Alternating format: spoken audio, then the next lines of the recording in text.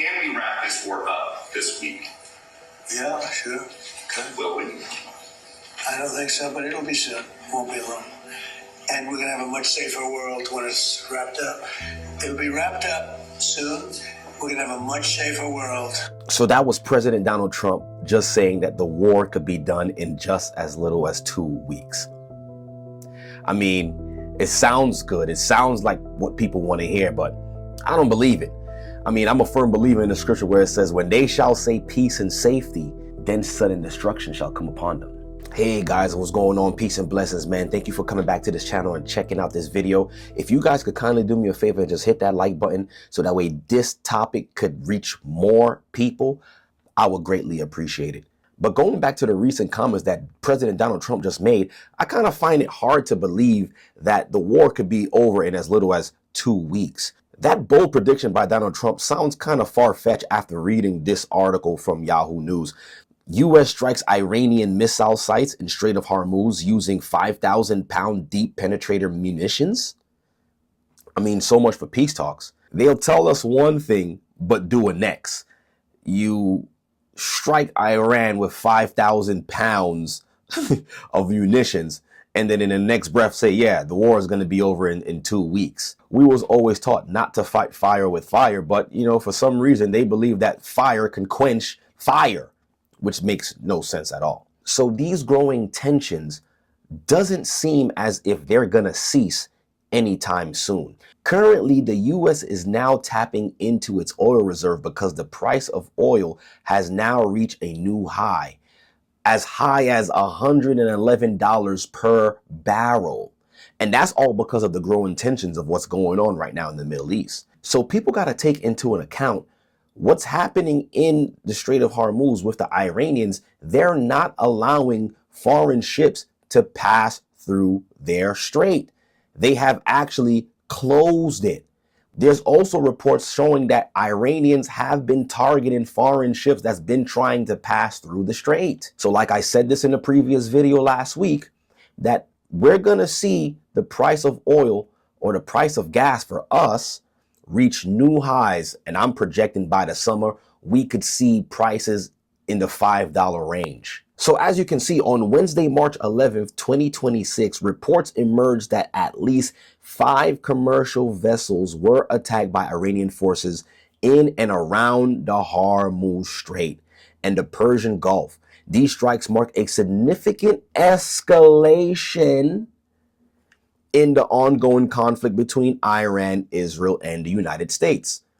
So for President Trump to come on and say, yeah, I'll give it about 2 weeks, it ain't gonna happen. President Trump is now threatening to, quote, massively blow up an Iranian gas field if Tehran attacks Qatar. Let's catch you up on what have been fast-moving developments. Yesterday, Israel struck Iran's South Pars gas field, which is a gas reservoir shared with Qatar. That attack drew global criticism, with Qatar calling it dangerous and irresponsible. Iran then retaliated with attacks on Gulf energy infrastructure. Multiple refineries in Saudi Arabia were the target of drone attacks. Tehran also struck a facility in Qatar. The escalation has spiked global fuel prices, with oil now hitting $111 a barrel just yesterday. Look at that. Then, late last night, President Trump posted this to Truth Social, claiming the U.S. did not know about the Israeli attack in advance. And as you see here, he declared, quote, no more attacks will be made by Israel on the gas field. Now, he added that if Iran decided to attack Qatar, the U.S. would, quote, massively blow up the entirety of the South Pars. And CBS News has learned President Trump has not made up his mind on whether to send American troops to Iran to seize the country's nuclear material. The Pentagon has prepared multiple options for the president as potential next steps. On this vote, the yeas are 47, the nays are 53, and the motion is not agreed to. And there you're seeing a Democrat-led effort to rein in Trump's war in Iran failing in the Senate. One Democrat voted against the resolution and one Republican voted in favor.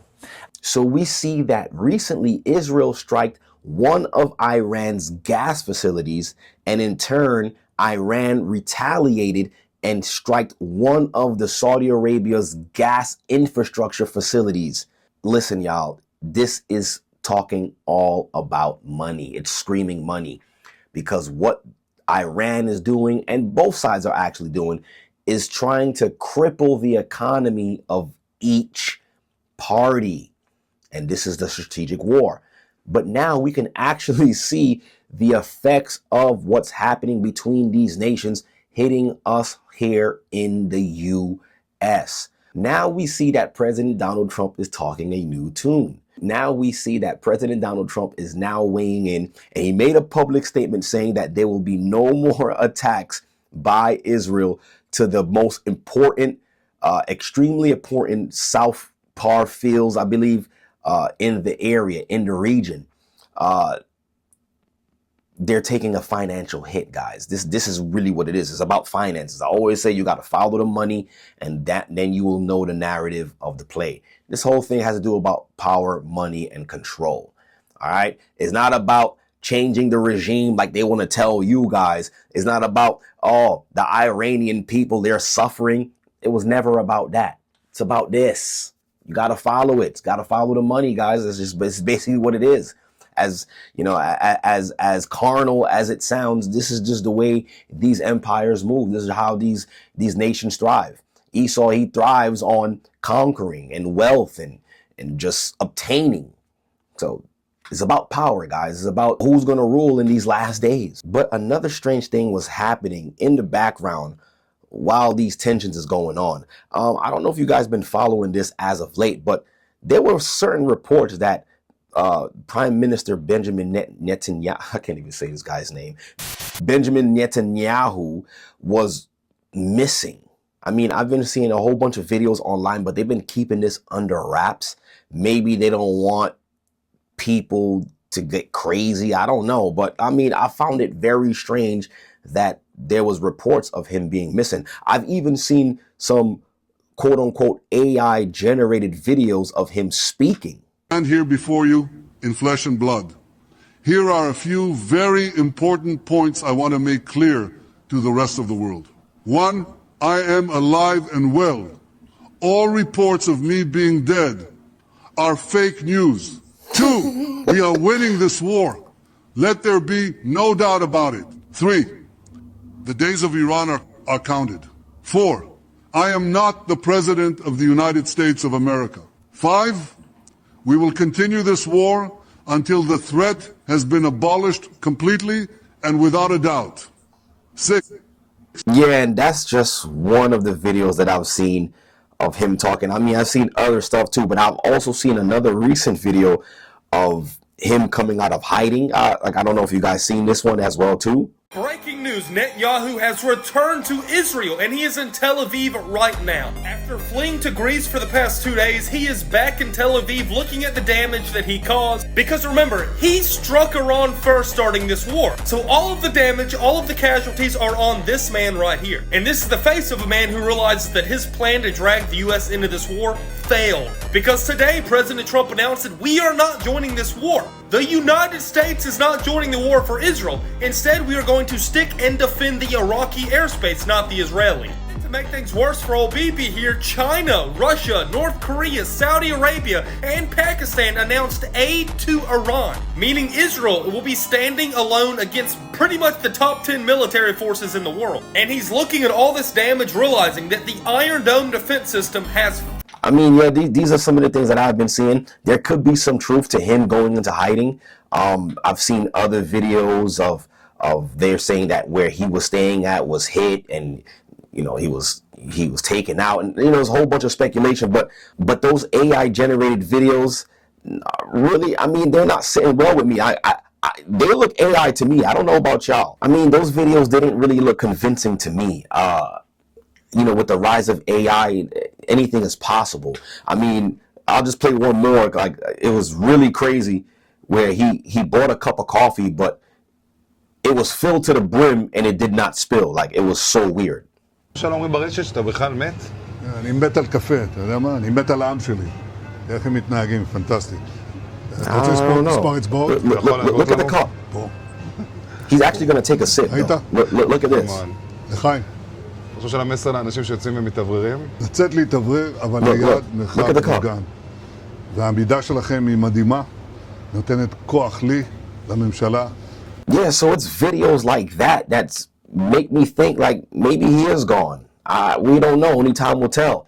And maybe that's the reason why I guess now President Donald Trump is able to stand on his own 2 feet and be like, yo, you know what? We're no longer stepping in and fighting in this war. So, I mean, we got to keep a close eye on this. But like I said in the beginning of this video, when they shall say peace and safety, then sudden destruction shall come upon them. Listen, guys, we know that this is only the beginning, and we are on the chase, and we've been following these prophecies, and we got to keep our eyes on these prophecies, because we were taught and we understand that the war with Iran is the war to end all wars. So this thing ending in about 2 weeks, I highly doubt it.